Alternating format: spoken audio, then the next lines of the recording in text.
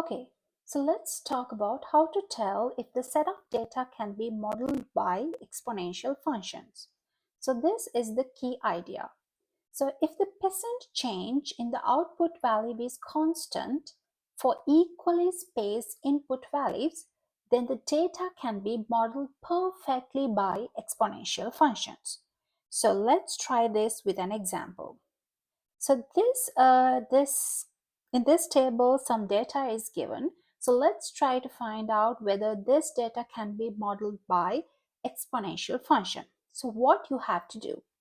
Okay, so first of all, what you have to do is you have to check the space of the inputs. So you have to check the spacing of the inputs. So here you see that all the X inputs are like equally spaced. If so, you have to move to the second step. So in the second step, you have to calculate the first difference of the outputs. So that means you have to subtract each output from the one after it. So here I have taken the first differences. So that means I have subtract 1 from 2, which will give you a 1. And over here you have to subtract 2 from 4, which will give you a 2. So here the first differences, they seems to be increasing, which means this set of data is not linear. But what if these first differences are constant? That suggests this model is linear. But here you can see these numbers keep increasing, which means this is not linear. Okay, now we'll move to the third step. In the third step, what you have to do is you have to check the percent change between the outputs. So how to calculate percent change between the outputs? So there you have to take the difference between new value and the old value, and you have to divide it by the old value, and you have to take the percent. So if this percent change is approximately constant, an exponential model is a good fit. So let's try to calculate percent change for this set of data. So for the first one, let me do the calculations over here. So this is my new value and this is going to be my old value. So you have to subtract 1 from 2 and you have to divide it by 1 and you have to multiply it by 100. So this will give you, if you use your calculator, this will give you 100. Okay, and let's try to calculate the second percent change. For the second percent change, let's use these two numbers. So the old value is 4 and the new one is 2, and then you have to divide by 2 and you have to multiply it by 100. So this will give you the percent change. So if you simplify this, that will give you again 100. So you can see this in our example, all outputs, it seems to be doubled each time. So that means 100% increase at each step. So this is a clear sign of exponential growth. Therefore, this data is modeled perfectly by exponential function. So the exponential function, if you use this for a calculator and if you try to take the model, it will be y equals 2 to the power x. Okay, let's try another example.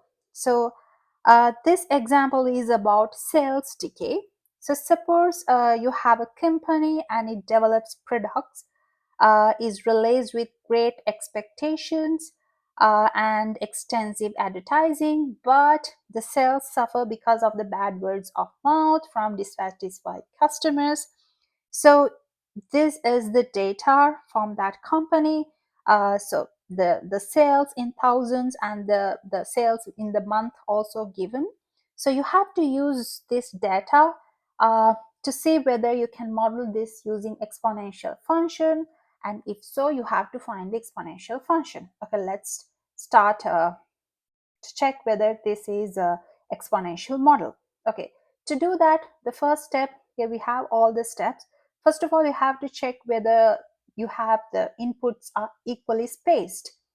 Let's go back here. So you can see these are the inputs, the months will be inputs, and you see that they are equally spaced. Okay, so now we can move into the second step. The second step says you have to calculate the first difference of the outputs, which means you have to subtract each output from the one after it. Okay, so here I have the first differences. So to get the first difference, you have to subtract 780 from 608, which will be negative 172. And then you have to subtract 608 from 475. It is negative 33. Okay, likewise, you can do the calculations. And now you can see next, you can see these are not constants. So you can move to the third step and you can calculate the percent change. So this is, you have to calculate the percentage, which means you have to take the difference between even and odd and you have to divide it by odd and you have to take the percent. Okay, so here I have done the calculations and the percent change, it seems like for every value it is approximately negative 22%. So that means the sales 1 month from now will be approximately 22% less than the sales now. So that's what it says. Let's move into the second part, and you have to find the exponential function that models this data. And also you can conclude that since the percent are constants, this data can be modeled by exponential function. And using a graphing calculator, I try to model this, and this is the model I got. So here X represents the months and Y represents the sales in thousands of dollars.